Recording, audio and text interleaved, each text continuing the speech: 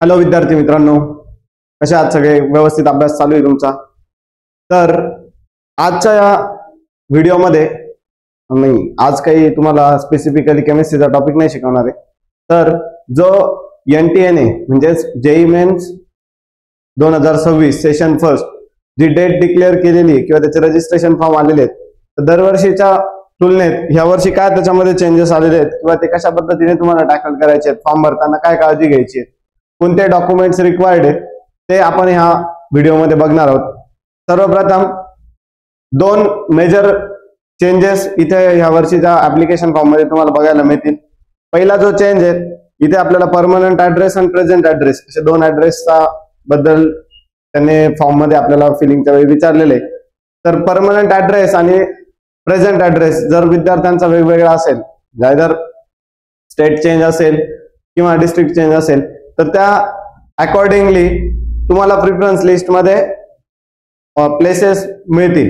म्हणजे जसं सपोज जर महाराष्ट्र टाकलेला असेल तर महाराष्ट्रामध्ये जर सपोज आता माझं नाशिक डिस्ट्रिक्ट आहे, नाशिक डिस्ट्रिक्टच्या आजूबाजूचे सेंटर्स मला अलाउ करता येतील जर परमनंट आणि प्रेझेंट ऍड्रेस जर सेम असेल. तर सपोज एखादा विद्यार्थी आहे तो कोटामध्ये शिकतोय, त्याने जर प्रेझेंट ऍड्रेस कोटामधला टाकला आणि रेसिडेन्शियल ऍड्रेस सपोज महाराष्ट्रातला तिथला प्लेस केला, तर त्याला दोन्ही साईडचे आजूबाजूचे 4 सेंटर्स तो बघू शकतो, 4 सेंटर्सला प्रिफरन्स देऊ शकतो. म्हणजे असं आपण काय म्हणू शकत नाही की मेजरली काही खूप गोष्टी चेंज झाल्यात, असंही आपण त्या व्हिसिनिटी मधलेच सेंटर्स प्लेस करत होतो.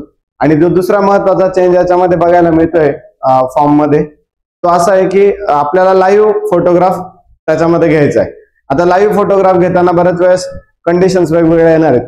सपोज ज्यावेळेस तुम्ही आता आपण जेव्हा फॉर्म भरणार आहेत, फॉर्म भरताना मी तुम्हाला सांगतो की कशा पद्धतीने काळजी घ्यायची आणि काय प्लेसेस तिथे मार्क करायचे. फक्त विद्यार्थी मित्रांनो एक गोष्ट लक्षात ठेवायची की रजिस्ट्रेशन करत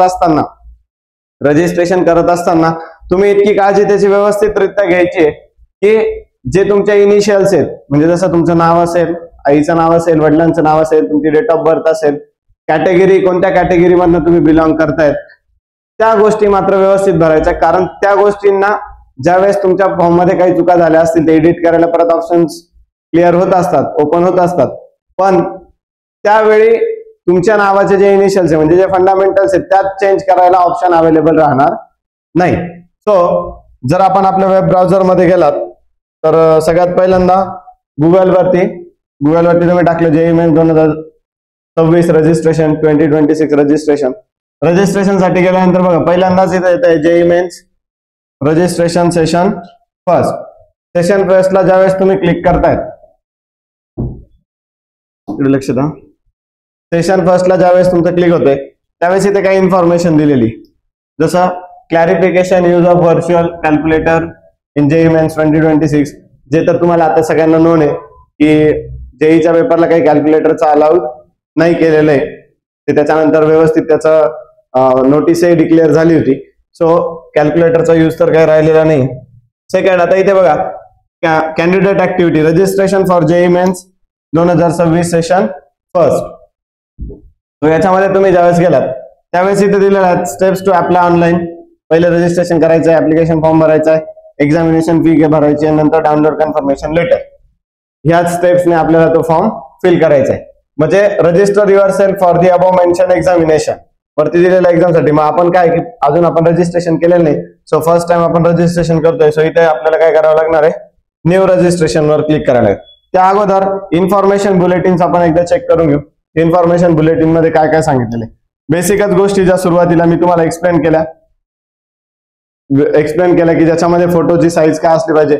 नो डाऊट तुम्हाला लाईव्ह फोटोग्राफ तर घ्यायचाच आहे मुलांना, पण त्याचबरोबरीने जसं आपण ट्रॅडिशनली पासपोर्ट साईजचा फोटो स्कॅन करून ते जी साईज वगैरे दिलेली असते त्या साईज मध्ये त्याला तर आपल्याला अपलोड करायचंच आहे. त्या आधीच्याच सारखे photo, passport size photograph, signature. So इथे काय काय इन्फॉर्मेशन दिलेली एकदा फास्ट मध्ये आपण बघून घेऊ. कुठे वेबसाईटला जाऊन रजिस्टर करायचं हे सगळं तुम्हाला माहिती आहे. काय काय ॲब्रिव्हिएशन्स यूज केलेत. एक्झामिनेशन फीज साठी मुलांना जनरल कॅटेगरीसाठी 1000 रुपीज फी आहे. त्याच्यानंतर कॅटेगरीनुसार फीज कमी होते, 1000 रुपीज हायेस्ट फी आहे. माझ्या मते लेडीज साठी, वुमन्स, गर्ल्स साठी 800 रुपीज आहे. बघू आपण त्याच्यामध्ये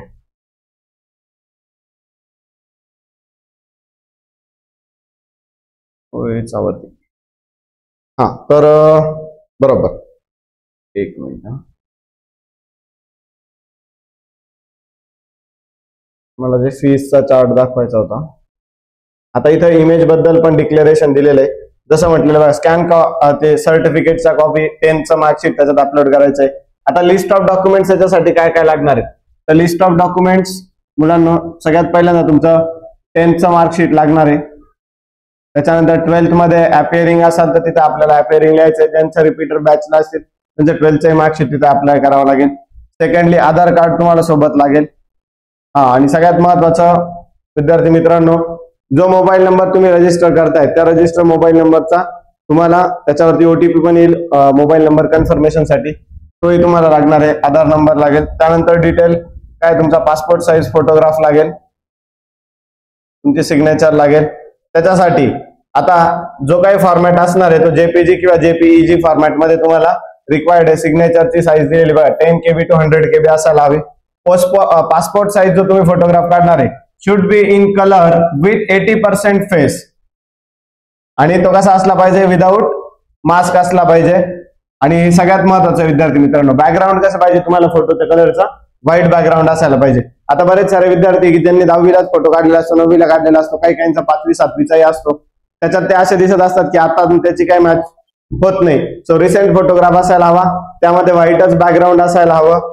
या गोष्टी मॅन्डेटरी आहे. आणि त्याची साईज जी काही तुम्ही अप्लाय करणार आहे म्हणजे अपलोड करणार आहे ती असायला पाहिजे 10 KB to 200 KB. सिग्नेचर साठीची काय कंडिशन काय आहे, 10 KB to 100 KB. या 2-3 गोष्टी त्या लक्षात ठेवायच्या. मार्कशीटची पण PDF he 50 KB to 300 KB मध्ये असायला पाहिजे. आणि मग बाकीचे काही डॉक्युमेंट्स आहेत, जसं जसं आता पुढे फॉर्म भरताना जाऊ तसं तुम्हाला त्याच्यामध्ये क्लॅरिटी मिळेल. त्यानंतर इथे फीज संदर्भात डिस्कशन होतं.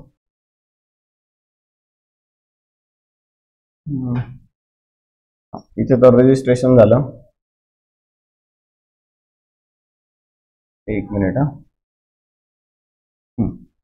आता इथं फीजचा जो चार्ट दिलेला आहे, जे पेपर 1 साठी भरतायत, पेपर 2 साठी भरतायत, कोणतं सेशन फर्स्ट साठी, त्याच्यावरती डिपेंडन्सी असेल. जसं आता याच्यामध्ये जनरल मेल कॅन्डिडेट असेल 1000 फी आहे, जे मगाशी म्हटलं तुम्हाला. लेडीज साठी असणार आहे 800. जे येणार आहेत आउटसाइड द इंडिया पण ते जेईची एक्झाम भरणार आहेत ते 5000 4000 असा डिफरन्स दिलेला आहे. जनरल ईडब्ल्यूएस ओबीसी असेल. NCL list, NCL means central list मध्ये ज्यांचं ओबीसी झालेले आहेत, मुलांना 900 आहे, मुलींना 800 आहे. SC ST कॅटेगरी असेल तर मुलांसाठी 500, मुलींसाठी 500. थर्ड जेंडर असेल तरी 500.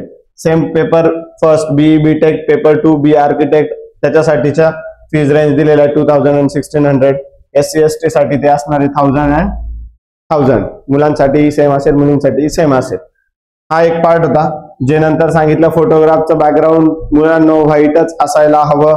फोटोग्राफ जो काही घेणार आहे आपण पासपोर्ट साईज, त्याच्यामध्ये 80% तुमचं फेस व्हिज्युअलायझेशन असलं पाहिजे, त्याची आवश्यकता आहे. बाकीच्या डॉक्युमेंटची लिस्ट तुम्हाला सांगितली, आधार कार्ड लागेल, 10th मार्कशीट लागेल, 12th मार्कशीट लागेल. जे आता 12th मध्ये अपिअरिंग आहात त्यांना मार्कशीटची रिक्वायरमेंट नसणार आहे. त्यानंतर जर कोणी ओबीसी साठी अप्लाय केलेला असेल, ईडब्ल्यूएस साठी अप्लाय केला असेल, किंवा तुमच्या वॉटेवर जे काही कास्ट सर्टिफिकेट असेल तर सर्टिफिकेट नंबर तिथे रिक्वायर्ड असणार आहे. जर आत्ताच अप्लाय केलेला असेल तर त्याची जी रिसिप्ट येते त्या रिसिप्टचा नंबर तुम्हाला तिथे प्लेस करावा लागणार आहे. सो या सगळ्या डॉक्युमेंट सोबतच तुम्ही फॉर्म भरायला बसा, सो दॅट तो कम्प्लिटली फास्टर रेटला फेल होईल. सो आता जर आपण इकडे गेलं, सो इथे जर मी म्हटलं न्यू रजिस्ट्रेशनला क्लिक केल्यानंतर असा फॉर्म ओपन होईल. मग इथे दिलेलं आहे की डाउनलोड इन्फॉर्मेशन बुलेटिन, जे आता आपण बघून घेतलं. त्यामध्ये परत इथे ह्याच कॅटेगरी जेवढ्या आता गोष्टी सांगितल्या त्या सर्व गोष्टी इथे मेन्शन आहेत. पासवर्ड टाकत असताना तुम्हाला माहिती आहे 8 to 13 डिजिट्सच्या रेंजमध्ये आपल्याला काय लागत असतं, त्याचा पासवर्ड सेट करायचा असतो. पहिलं नावाचं इनिशियल, एक कॅपिटल लेटर, बाकी स्मॉल लेटर, काही सिम्बॉल्स पण त्याच्यामध्ये तुम्हाला यूज करायचे असतात, न्यूमरिक व्हॅल्यू पण यूज करायचे असते. इथे म्हणायचं I have downloaded the information bulletin, जे इवन अंडरस्टूड. सगळ्या गोष्टी तुम्हाला माहिती झालेल्या आहेत, म्हणजेच मी सांगितल्याच आहेत, त्याच्यामुळे अडचण नाही. मग क्लिक हिअर टू प्रोसीड केलं की असा फॉर्म तुमच्याकडे ओपन होईल. आता एक त्याच्यामध्ये कंडिशन काय बघा, जे काही विद्यार्थ्याचं नाव असेल ते नाव तुम्हाला इथे टाकायचंय. फादर्स नेम, मदर्स नेम, त्याच्यानंतर डेट ऑफ बर्थ प्लेस करायचे, जेंडर जे काय असेल ते तुम्हाला इथे मेन्शन करावं लागेल. परत ते कन्फर्मेशन करायचंय. आता जे मी मगाशी म्हटलं की काही गोष्टी अशा असतात की ज्या नॉन एडिटेबल असतात, एडिट होऊ शकत नाहीत, तर त्याच्यामध्ये ह्या गोष्टी आहेत, तुम्हाला ह्या प्रॉपरली त्याच्यामध्ये फिल करायच्या आहेत. त्याच्यानंतर इथं दिलेलं आहे बघा, प्रेझेंट ऍड्रेस आणि परमनंट ऍड्रेस कुठे खाली असेल, परमनंट ऍड्रेस जर सेम असेल तर same as the present address करू शकतात. Email address, mobile number, confirm mobile number, confirm email address, alternative किंवा कॉन्टॅक्ट नंबर असेल तर तो ऑप्शनल तुम्ही तिथे देऊ शकतात. त्यानंतर जे काही जर सेम ऍड्रेस असेल तर सेमच प्लेस करायचा. त्याचा बेनिफिट तिकडेच जे आपण सेंटर सिलेक्ट करणार आहे त्याच्यासाठी त्याचा बेनिफिट होईल. पासवर्ड सिलेक्ट करायचा. पासवर्ड सिलेक्ट करत असताना 8 to 13 लेटर्स मध्ये असायला पाहिजे. त्याच्यात कॅपिटल लेटर पण आले पाहिजे, स्मॉल लेटर पण आले पाहिजे, सिम्बॉल्स पण आले पाहिजेत, न्यूमरिक डिजिट्स पण आले पाहिजे. त्या हिशोबाने तुम्हाला ते सिलेक्ट करायचं आहे. इथे प्रश्न येईल तुमच्या वेबसाईट फ्रिक्वेंटली व्हिजिट काय आहेत, name of your first school, your favourite friend, ते त्याच्यामध्ये मार्क करायचं. आणि कॅप्चा एंटर केल्यानंतर आता इथे एक गडबड होती बघा, बरेच सारे विद्यार्थी म्हणतात की सर आम्ही फॉर्म भरत होतो पण हे इथे सबमिट केल्यानंतर ते गोल गोल गोल फिरत राहतं, ते बफरच होते, ते पुढे लोडच होत नाही. तर काय होतं मित्रांनो, ज्यावेळेस आपण वरतून फॉर्म भरत येत असतो तर बऱ्याच वेळेस टाइम थोडा जास्त लागतो. मग त्या केसमध्ये काय होतं, हा कॅप्चा एक्सपायर होतो. मग त्यावेळेस काय करायचं, आधी कॅप्चा भरण्याच्या अगोदर एकदा याला रिफ्रेश करून घ्यायचं. एकदा की तो रिफ्रेश केला किंवा परत तुमचा फॉर्म वरती जाईल. फक्त त्यावेळेस काय होईल, माझ्या माहितीप्रमाणे पासवर्ड टाकण्याच्या अगोदर, म्हणजे हा जो सेक्शन आहे यूज पासवर्ड वाला, हा भरण्याच्या अगोदर याला एकदा रिफ्रेश करून घ्यायचं, म्हणजे तुम्हाला हा पार्ट परत भरण्याची गरज नाही पडणार. आणि मग सबमिट करायचं. सबमिट केला की मी नंतरच्या तुमच्या पर्सनल इन्फॉर्मेशन वगैरे वगैरे त्या गोष्टी भरायच्या ज्या मग अशी सांगितलं की ज्याच्यासाठी तुम्हाला जे सर्टिफिकेशन लागणार आहे ते असतील, 10th मार्कशीट असेल, त्याचा फोटोही तुम्हाला अपलोड करायचा आहे, रोल नंबर पण तिथे टाकावा लागेल. या सगळ्या गोष्टी तिथे व्यवस्थित one by one step by step. इथे रजिस्ट्रेशन करताना पण ज्यावेळेस आपण इथे म्हणणार सबमिट फॉर्म, परत एक विंडो ओपन होईल, ते तुम्हाला चेक करावं लागेल तुम्ही जे भरलेले डिटेल्स आहेत वरती, याच्यावरती जे आपण भरले, आपलं नाव असेल, वडिलांचं नाव असेल, आईचं नाव असेल, डेट ऑफ बर्थ असेल, तुमची कॅटेगरी असेल, ऍड्रेस असेल, तो परत एकदा कन्फर्म करायला होता. परत प्रोसीड अँड कंटिन्यू म्हणायचा आणि मग पुढचा फॉर्म भरत जायचा. मग त्याच्यामध्ये बेसिक डिटेल्स होईल, बाकीच्या डिटेल्स, एज्युकेशनल क्वालिफिकेशन वगैरे मागितलं जाईल. नंतर पुढे गेल्यानंतर पुढे एक ऑप्शन येतो, सिलेक्ट युअर या कॅप्चर युअर लाईव्ह फोटोग्राफ. मग कॅप्चर युअर लाईव्ह फोटोग्राफ तिथे ऑप्शन असतो, वेबकॅम ऑन करून तुम्ही फोटोग्राफ घेऊ शकतात. जर वेबकॅम नसेल तर काय करायचं मित्रांनो, तिथेच एक ऑप्शन दिलेला आहे, स्कॅन बाय QR कोड. तर QR कोड तिथे जनरेट होतो. QR कोड आपल्या मोबाईलमध्ये QR कोड स्कॅनर असतंच, त्याने स्कॅन करायचा. जर ते तुम्हाला सापडलं नाही तर पेटीएम, फोनपेच्या स्कॅनरने स्कॅन करायचं. स्कॅन केलं की ते एक वेबसाईटला तुम्हाला लिंक करेल आणि मग तिथे येईल कॅप्चर लाईव्ह फोटोग्राफ. तुमचा लाईव्ह फोटोग्राफ घ्यायचा आणि पुढे प्रोसीड करायचं. फक्त लक्षात ठेवायचं आहे की ज्या काही तुम्ही डिटेल्स तिथे प्लेस करतायत त्या डिटेल्स व्यवस्थित फिल करायच्या आहेत. फोटोग्राफ आणि सिग्नेचरच्या बाबतीत फोटोग्राफ मध्ये बॅकग्राऊंड व्हाईटच असायला हवं. 80% फेस तुमचा त्याच्यामध्ये व्हिज्युअलाइज असला पाहिजे. सेकंडली रिसेंट फोटोग्राफ असायला पाहिजे. सो त्या सगळ्या गोष्टींची तुम्हाला फॉर्म भरताना काळजी घ्यायची. इथपर्यंत तुम्हाला सर्वांना समजलं का? अशा पद्धतीने तुमचा सर्व फॉर्म पूर्ण होईल. बरेच त्याच्यामध्ये 10-11 स्टेप्स आहेत. त्या पद्धतीने तुम्हाला तो 1 by 1 फॉर्म भरायचा आहे. आता काही विद्यार्थी म्हणतील सर मग पूर्ण फॉर्म एकदा भरून दाखवायचा होता तुम्ही. अडचण काय होती की प्रत्येक वेळेस तुम्हाला ह्या सगळ्या डिटेल्स भरायला लागतात. कारण ज्यावेळेस मी मोबाईल नंबर टाकणार आहे, मोबाईल नंबर टाकल्यानंतर OTP लागेल. बघा, please enter correct email ID और mobile number as OTP will be shared on this for verification. म्हणून जरी फॉर्म भरताना तुम्हाला काही अडचण आली तर तुम्ही कमेंटमध्ये टाकू शकतात. त्याच्यानंतर तुम्हाला त्याच्यावरती आपण जे काही योग्य मार्गदर्शन असेल ते 100% करू. तर सर्वांनी व्यवस्थित फॉर्म भरायचा आहे. फॉर्म भरताना कुठल्याही प्रकारची चुकी करायची नाही.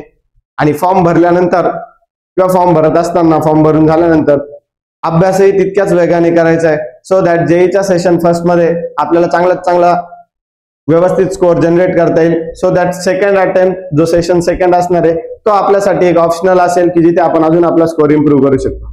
ओके मित्रांनो, thank you. Have a great day.